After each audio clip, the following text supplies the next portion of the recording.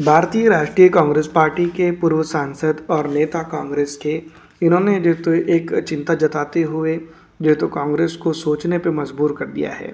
असल में जिस तरह से राशिद अल्वी साहब ने जो बयान दिया है, अगर ये बहुत पहले आ जाता तो इसको लेकर जो है तो अब तक के कांग्रेस सोच विचार ज़रूर करती।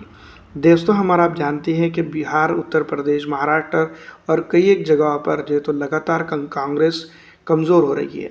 कमज़ोर क्या, हम ये बात ज़रूर कह सकते हैं कि कांग्रेस का वजूद ख़तरे में आ चुका है। एक म्यूज़ियम वाली पॉलिटिकल पार्टी बनकर जो यहाँ रही है।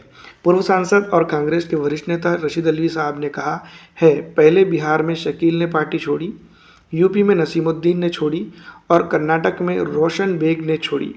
इसके बाद कांग्रेस पार्टी को इस बात की चिंता होनी चाहिए कि भारत का मुसलमान कांग्रेस को लगातार वोट देता आया है और जो है तो कांग्रेस पार्टी को लगातार मुस्लिम नेताओं को जो है तो नज़रअंदाज किया जा रहा है। इसके चलते जो है तो जनता जान रही है और समझ रही है, इसलिए जो है तो इस तरह के फैसले ले रही है।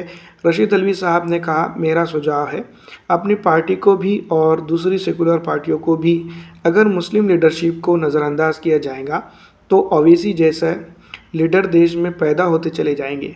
ओवैसी एक ताकत बनते जा रहे हैं। अपने देखा बिहार के अंदर, अपने देखा महाराष्ट्र के अंदर, देखा आपने और कई एक जगहों पर इसकी तरह से उन्होंने जो है तो मिसालें दी हैं और ये बात खुलकर अब जो है तो राशिद अल्वी साहब कहते नज़र आ रहे हैं। तो ये सोचने और समझने की ज़रूरत है भारतीय राष्ट्रीय कांग्रेस पार्टी को भी कि क्या वाकई में जो है तो उनके खुद के वरिष्ठ नेता और कई बार जो है तो बड़े नेताओं ने जो पार्टी छोड़ी है वो यही बोलकर छोड़ी है कि उनको उचित सम्मान नहीं दिया जा रहा है।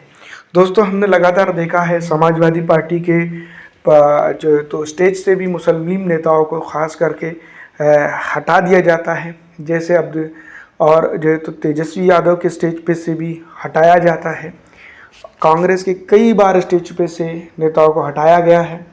अब ये हटा हुआ नेता कहीं ना कहीं जो है तो जाएगा कांग्रेस के तरफ से, जो है तो तकलीफ़ होने के बाद वाकई में एमआईएम की तरफ जाएगा। लेकिन राशिद अल्वी साहब को ये नेताओं की चिंता सता रही है या फिर उन जनता की सता रही है जिनका हक और इंसाफ की लड़ाई जिन लोगों ने लड़नी चाहिए थी, या फिर उनके लिए जो है तो जो इनको पूरी तरह से नज़रअंदाज कर रहे हैं। फिलहाल दोस्तों इस वीडियो में इतना ही। अगर आपको हमारी ये वीडियो अच्छी लगती है तो लाइक और ज़्यादा से ज़्यादा शेयर कर दीजिएगा।